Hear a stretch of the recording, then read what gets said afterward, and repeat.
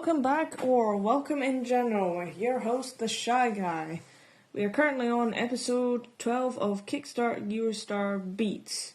It is a long title for a series. Anyways, today we are doing Dima Eurobeat Volume 1, brackets, Revolution.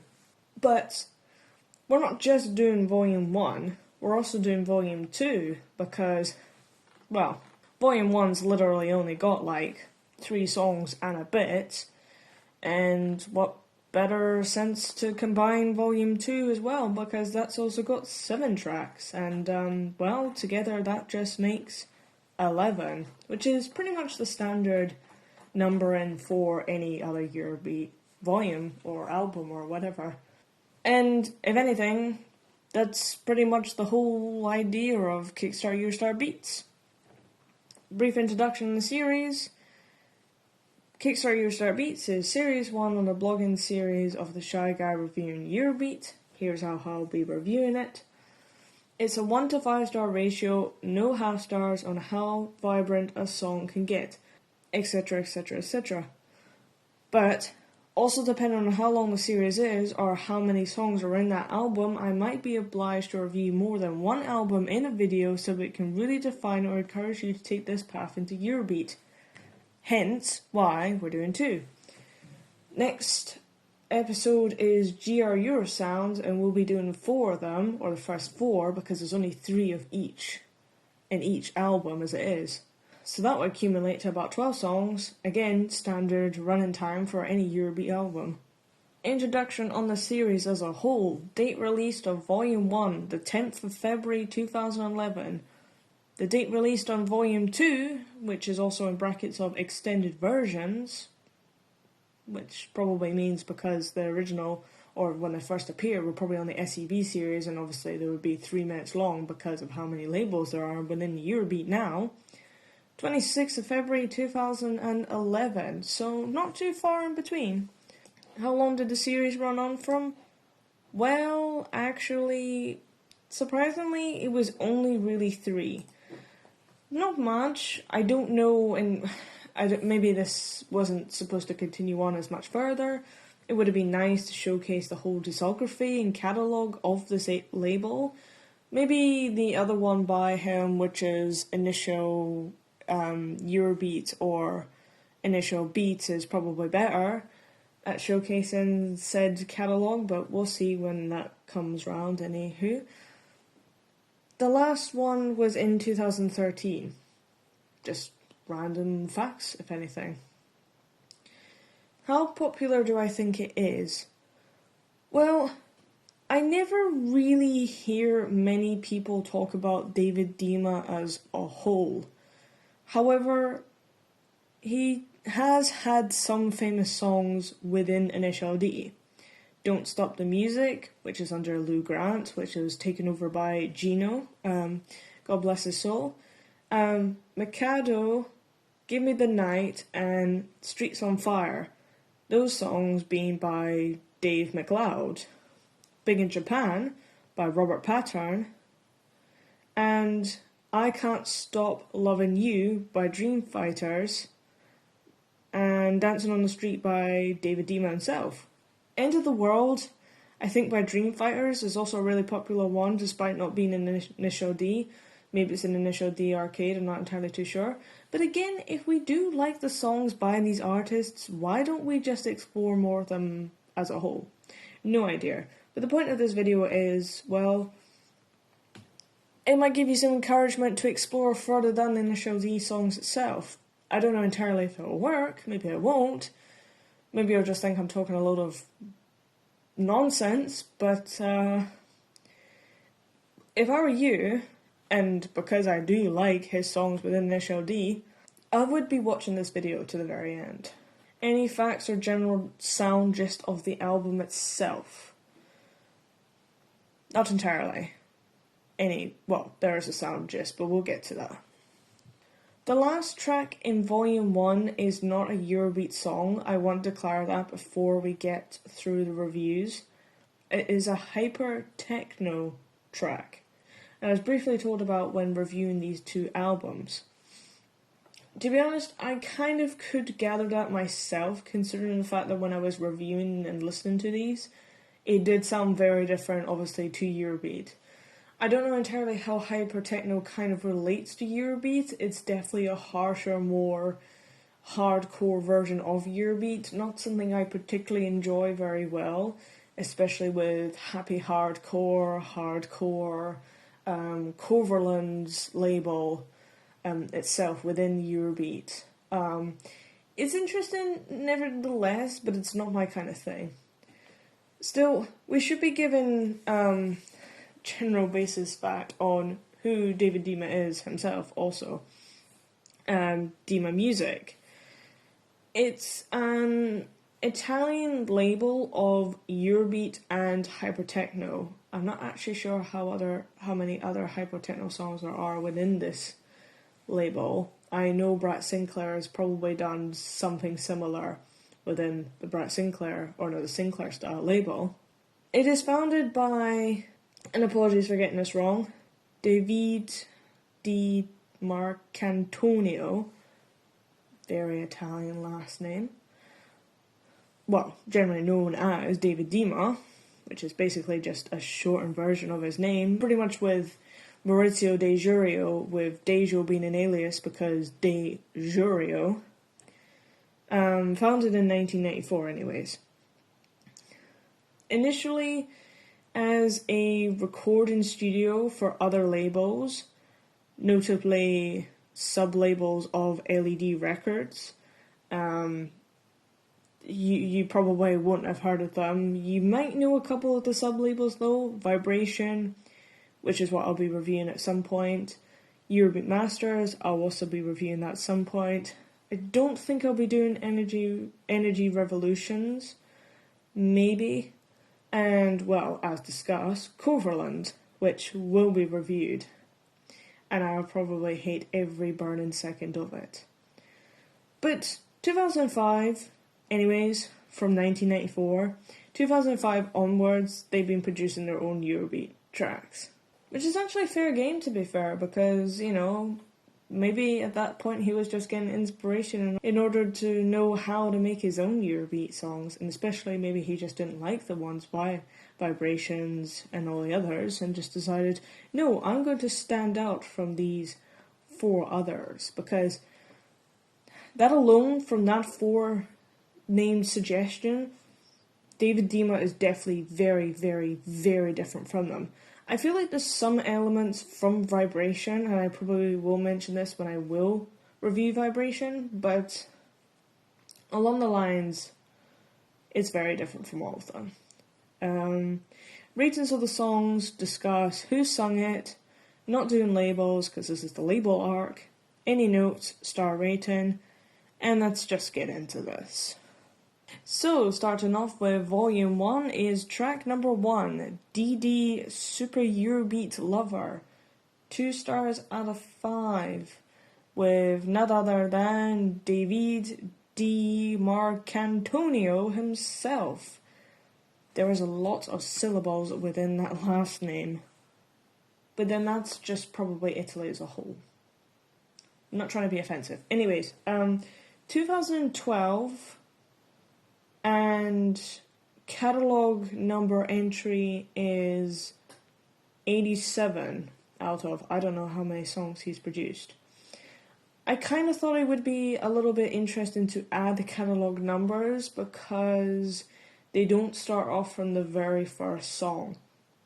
Unlike the Dave Rogers 8-Beat C Revival CD thingy I reviewed, I will put a link in the description for that, and probably put that in the little banner thing that pops out. I don't know. That was a horrible review just before, just warning you before you want to watch it. I wouldn't watch it, if anything. With that Italo disco of an intro, one might be confused as to what David Dima is supposed to be. When I say that we'll talk about the general gist or the general sound and gist of what David Dima's label is supposed to be, I would say, to sum it up in a few words, is space, outer space, galaxies, our 7 planets in the solar system, the celestial moon, heartbreak, atmosphere, and can be a relatable icon for songs. Meaning we can relate to him about heartbreak, and we can relate to him about wanting to love a girl, and maybe she wants it, maybe she doesn't, and we're crying out for them. When you want to be alone in a liminal space kind of place, here, during the early stages of this label, things are a little differently, but that's expected because we're trying to find our feet. Either way, it's decent. I like his vocals. I like the little bit of blending it has here and there of actual Eurobeat, and maybe some kind of little disco trance-like elements, and that was kind of carried on throughout the rest of this volume and slightly into the second volume as well, but most of the first volume. But compared to the other songs named Eurobeat, so Super Eurobeat, Last of Eurobeat, I'm going to put a list up on the screen because it's been a while since I've been into the Eurobeat genre, so I can't remember anything off the top of my heart. And well, there's just so many songs labelled Eurobeat itself. I can see why this song got left behind in terms of songs about Eurobeat, named Eurobeat. That doesn't make any sense. But yeah, it got left behind because it is not as vibrant as the other ones, and it's not as Eurobeat itself like the other ones. But it's okay.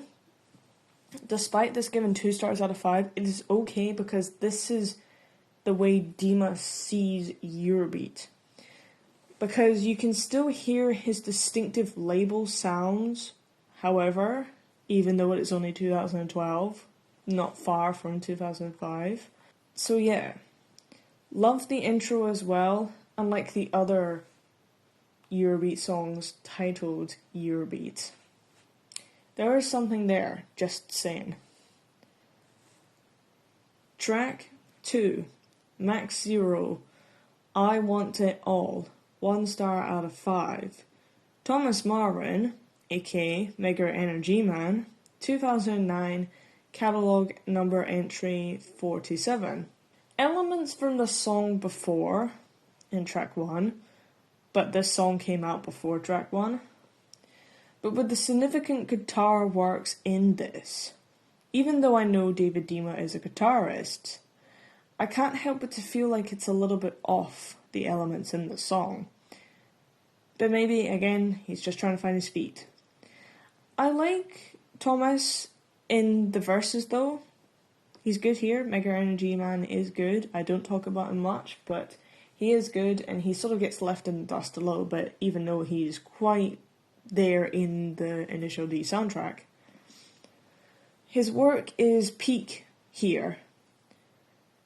Verses, pre-chorus, all is well, all is brilliant, but alas, that's why the low rating, the chorus isn't. And that's when I say within reviewing Eurobeat songs that there just seems to be 2 styles within that particular song. It goes from really soft to melodic, and then it just goes to straight up abrupt, jarring nonsense. And then it goes back to the smooth, sweet softness. And I think it's just too much contrast of like jarring that just doesn't really need to happen. I suppose songs within other genres can do that as well, but unless they flow nicely, like Fastway's Revolutions, which is what I'm always referencing, they just seem to be a hot mess either way. No, give it up for the text-to-speech effects used in the song. This feels like a style that's borrowed from Brad Sinclair's work.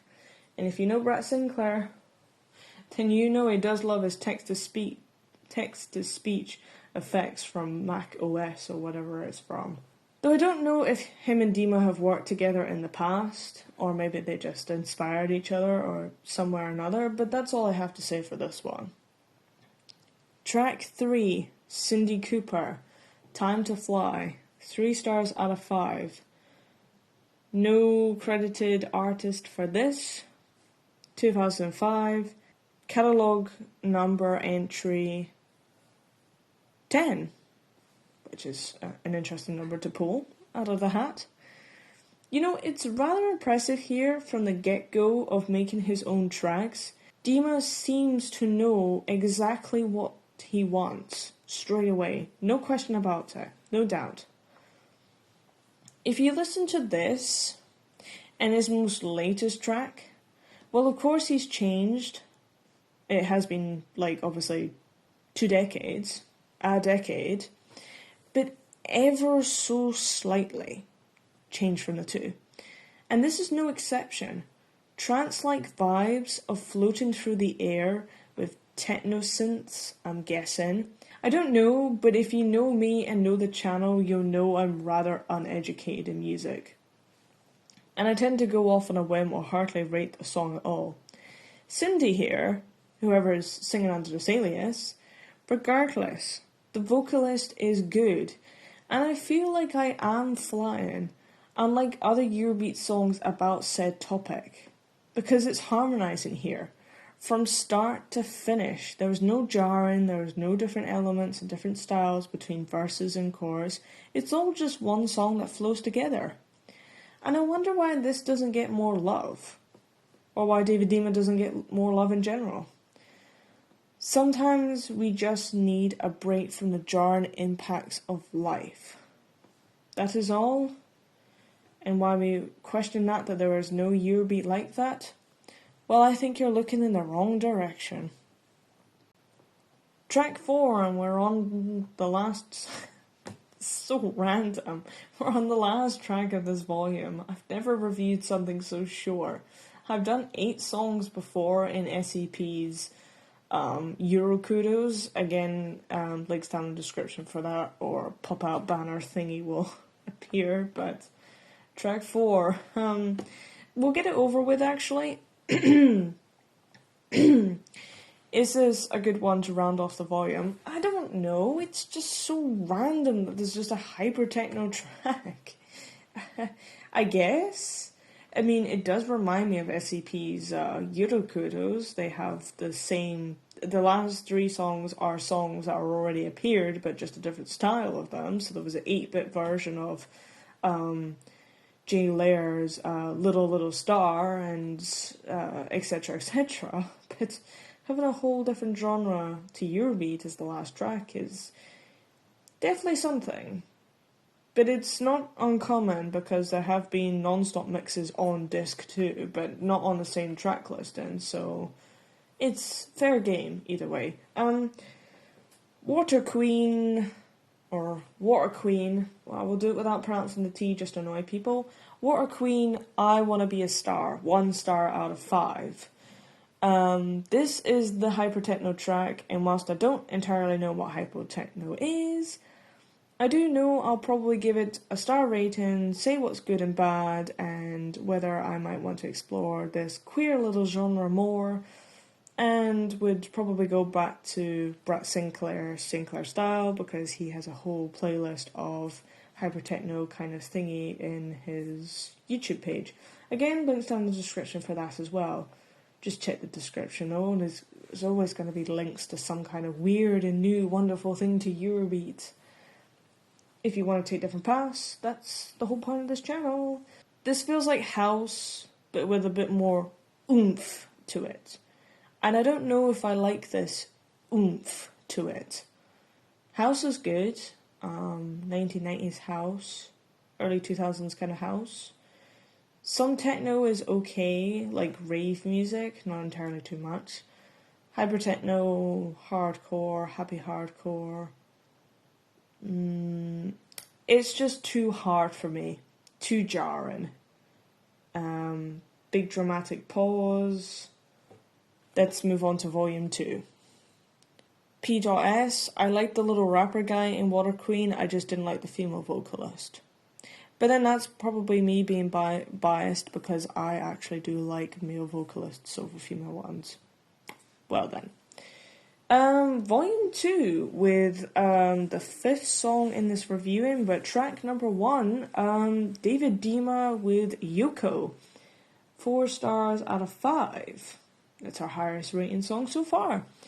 Yours truly, the man himself, Mr. Dima. 2009, catalogue entry number 43. These random track category numbers are very random. Yoko, as in Lennon's wife from the Beatles. I doubt. And I don't know the deal of that marriage, but it was controversial, right? We're not here to discuss politics and other genres of music. Rock and roll nonsense. That intro, though, actually, it feels like you're at a concert. And I like how the melody carries on from the intro instead of turning into something else. Plus, fly with me to the moon. Oh, Dima, there's your mark. Fly me to the moon. He loves the moon. Actually, no, saying that on the screen right now is proof. It's beautiful, I guess. It's about falling in love with that one girl, and sometimes that's all we need. A harmonizing song for serenading. Oh, Yoko, tell me you love him back. Whoever Yoko is, if it's a real person or not. If it's based off true events or not. Dare I say it's also inspirational as well. You could just use the song and just change the name of the girl. Or guy you're wanting to impress. Because love is love and it doesn't matter who you love. Oof. To that guitar solo also in this song. It is pretty impressive that you did use this to serenade someone. And that's sometimes, like we said, all we need. Track number 2, we're back with Max Zero once again. Who else is it going to be? Mega Energy Man. Loved in Tokyo, 1 star out of 5. 2009, number 48. Which is not far from the song before. Hard synths that remind me of listening to Geometry Dash music. Let's see what Mega Energy Man has to offer for a second song for this, for me to be reviewing or for anyone to be listening to. Loved in Tokyo, I Have a Lover.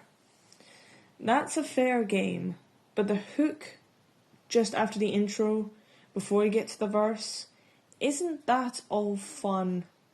In fact, it sounds a little too far hard for it to be too sweet and romantic, unlike the song before. So again, it's an interesting take, as long as it's not, well, abusive. I can't tell what the song is really about. There's not really any lyrics online. But hey ho, the low rating by myself seems to justify my reasons. Guess it sounds like downtown Tokyo, if that place exists. But, who doesn't want to be loved in Tokyo, I guess, as long as it's not about some form of, I don't know, people of the night, instead of actually saying the word, because, you know, YouTube has rules. Moving on anyways. Track number 3, Dream Fighters and Stormbringer, 3 stars out of 5, by, once again, David Dima. 2008 and number 37. Sample for an intro, Stormbringer, Let's Go.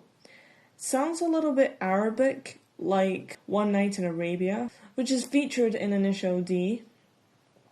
To be honest, with that song being a one-hit wonder, and for that theme never to be repeated again, surely is kind of weird.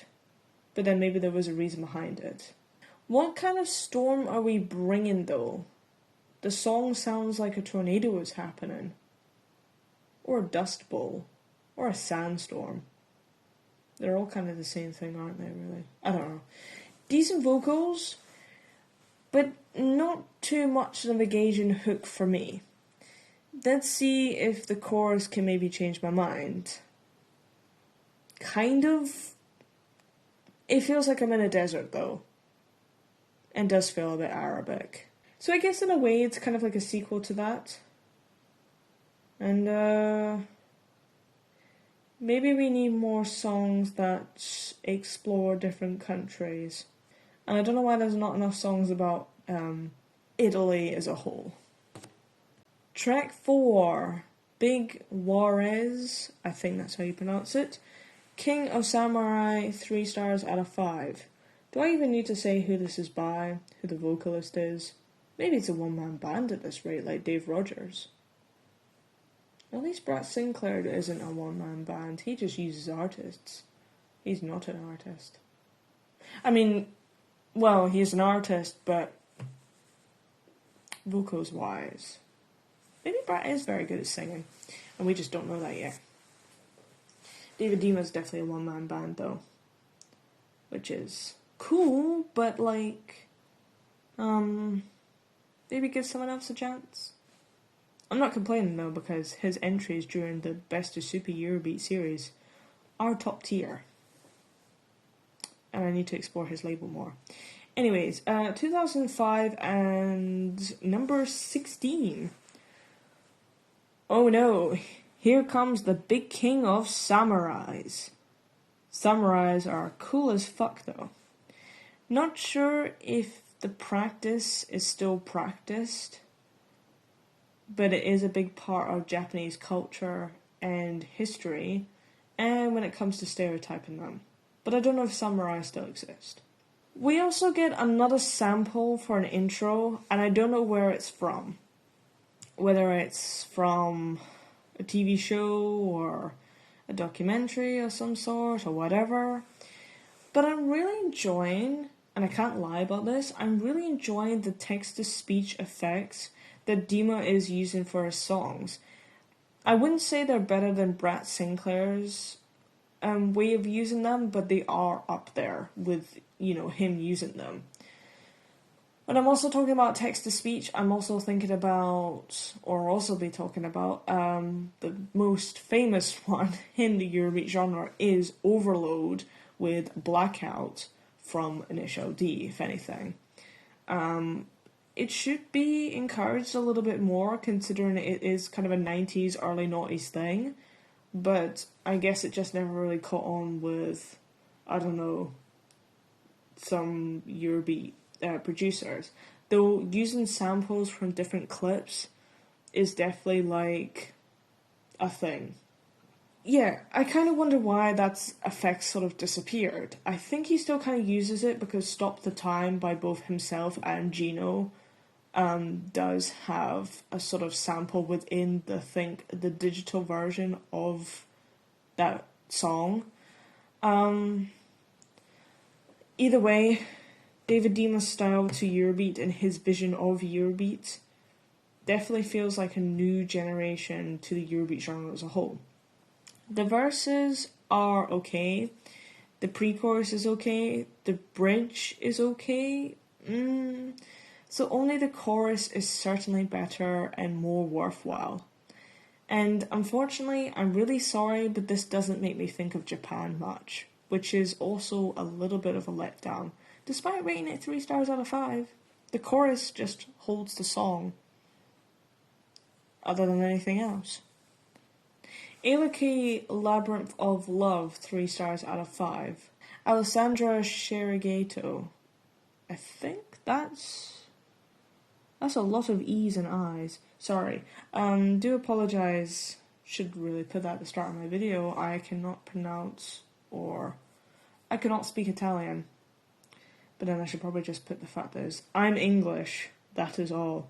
That's offensive. Anyways, 2010, number 65. Probably not like a labyrinth, as in David Bowie's 1986 film. Random comment to be made. But it still feels like a labyrinth. A Labyrinth of Love? Kinda. It feels like another song I've heard. There's a mesmerizing trance of a melody that sort of transports you into it, but the style of this trance is very distinctive to SEP with Irene or Pamsy, and I just don't like this song because of it, though I gave it 3 stars out of 5.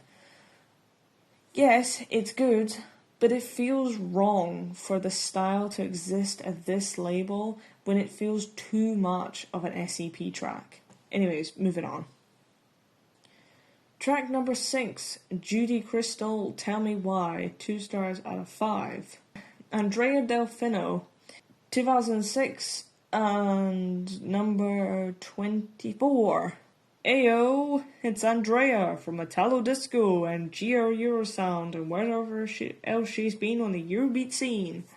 Not sounding the best here, unfortunately. I do not want to be saying that, but given the star rating, you're already going to guess that. This song is a fun one for the background music. You're going to put it on in the background, you're going to listen to it, you're not going to pay attention to it, you're not going to put any time, energy, or production into making the song into a dance or anything else, at least in my former opinion. To say at the very least, her vocal sounds a little too high and forced to how she normally sings. And again, if you're going to look up Andrea Delfino and see her aliases and check them out, you'll know what I mean. Especially with her being in GR Eurosound, under her name, and not any other aliases, as far as I know of. We'll find that out in the next episode. I love everything else about the song. I can feel the rhythm under my skin, which is a very random lyric, but fun nevertheless. It's just the vocals. She's forcing those high notes by the sounds of it, and it's just not good. Track number 7, and we're on the 11th song we've reviewed for this episode. Steffi with Speed Demon. 2 stars out of 5. Actually, no, I think I'll rate that at 3 stars out of 5 because of what seems to be going on. Stefina Martin, but she's also got an alias called Steffi Martini.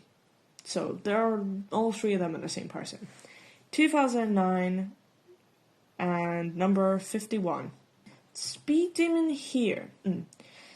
Speed Demon here isn't to be confused with King of Kings by Oda, brackets, Speed Demon, from Delta Music Industries. Even though Oda does sound better than this one, I'm sorry, Steffi, for this. We're here to look at the girl behind Mad Desire, which is by DMI, which is under Steffi Martini, and Right Now by Dark Angels. Yes. We don't know the male vocalist, but we do know that the female vocalist is Steffi Martini. If you didn't know that, then your mind has been blown. Then you need to get off Initial D and actually start exploring Eurobeat as a genre, Eurobeat as a whole. Similar dramatic intro as King of Kings. Feels like a Devil Z theme from Wangan Midnight, rather than the AE86, or the GT86 for that matter, because we need to talk about MF Ghost as well. Man, she sounds a little bit like Wayne L as well, or Karen, or whatever you want to call her and know her for. The one who does Goodbye Yellow Brick Road, which is also an Initial D. I feel like these videos are aimed for Initial D folks when they're just aimed for folks in general, and I should not be I should not be talking about Initial D the entire time, but because of gatekeeping reasons, I will talk about Initial D when I should be addressing the audience as a whole, and all kinds of different people come from different angles of Eurobeat. I do apologise for Initial D. It's the only way to get across to some people, I suppose. Sorry, but not sorry. The hook is okay, but seems to drop a little bit in the atmosphere. Fucking love her vocals though. Brilliant. And it feels like more elements of different genres as stated in track 1 and track 2 of volume 1, aside from Eurobeat's genre itself. Not Italo disco or trance-like, just different kind of genres. I'm not sure which ones. I want to say opera in terms of her vocal performance here, but there are different other elements I cannot put my finger on at the moment. It might just be her vocals causing that statement. It feels a little bit 1990s also, kind of, not entirely, but it is there, in my opinion, to say the least. I think this song, though, however, would probably just benefit from an instrumental kind of treatment. And when I sort of say that, it means just instrumental the entire way, and some words are just said and just repeated throughout. Like my reviews on Luke's songs from the Best of Super Eurobeat series. I'm not going to put links down in the description for that because you can just look it up yourself. She could just say the title of the song a couple of times, say a couple of more verses or a couple more sentences, and then the rest of it would just be the song itself. Because the way she just goes speed demon is just enough to hold the song as a whole. You don't really need any verses. And if I'm gonna treat it like a Wanga Midnight kind of track, then I'm gonna want that. An interesting way to round off Volume 2, however, compared to Volume 1. Also thinking about that. And that is that for episode 12. I do apologise if this was a little bit rushed. I am trying to do new kind of reviews or different approaches to these episodes as a whole, because I've had some constructive criticism saying the reviews are a little bit too long and they're not very engaging. I thought about just sticking with a very sort of very structured checklist for reviewing each songs by going, is the vocalist good? Is the melody good? Is the bridge good? Are the lyrics good? Are the verse and chorus good? But it just felt a little bit too repetitive and just a little bit too predictable and boring. I will be trying out different things through each episode before I sort of find a comfortable, for myself and my viewers, a comfortable approach to my channel as a whole. I also do apologise for not posting much and being very quiet, especially on social media itself. I'm just going through another really difficult time itself. My Instagram will definitely say a lot more. I don't want to be repeating the same shit over and over again. And I just kind of want to make my intros and outros a lot shorter than me rambling on about nonsense every single time. I thought about doing different topic videos and sort of moving away from Eurobeat a little to start engaging different kinds of audiences, as I wanted to talk about films this year and actors and just that sort of stuff. But with the way personal life seems to be going, I'm just not going to be able to sit down and get around to any of it. I'm not saying that I'm going to be rushing Eurobeat to try and post something to make it look like I'm active. I'm not. I'm still taking the same, creativity, production, treatment into Eurobeat as I've done since the beginning of this channel. It's just that Eurobeat seems to be the more comforting topic for me to talk about and doesn't require as much brain power to do because, well, it's fairly easy to talk about, nevertheless. So with that being said, actually, we'll round off the volume with 3 stars out of 5. I need to get into David Dima's work a lot more. I think with my personal life being a little bit more chaotic than usual, his music and the themes of his music do seem to be the kind of thing that I need to be listening to. His vocals are common, the melodies are common, the lyrics are relatable as fuck. It just seems to be more than perfect for me to be listening to this label throughout this year. If you want to follow me on my Instagram, then you can do it. It's the same name as the channel. I probably might be talking about or posting Eurobeat snippets there on my stories, and then I'll be rating them from then on as I explore his discography, catalogue, etc., etc. Yeah, it's good. It's not so much as terms of the distinctive sounds that I know and would classify David Dima to be. Again, as I say throughout the Labels Arc of this, series on my channel, most of them just seem to be trying to find their feet as to what style they want exactly. We'll be talking about it in the next episode. GR sounds the exact same as well. A few others too. But the main important thing is that it's, you're not going to get things right perfect first time. So what? But it's nice to go on the journey and take the journey as it comes and see what, it turns into. Because it might just turn into something completely different from what you originally had in mind. But that being said, I look forward to more space and more atmospheric songs just in general, so I can unwind from life itself. And I'm sure you guys would love to do the same as well. The world is currently on fire and there's too much stuff going around, and sometimes you just want to put on your music and just disappear. And honestly, I could recommend his works to be those kind of things. Everything else is just too hyper-like, There are hyper-like songs about touchy subjects, like Clara Ramone's songs for DMI being Say No, King of Hearts, Saving the World, which is mostly by Sinclair style anyways, but meaningful topics about being liberal but funky, with a funky style at the same time.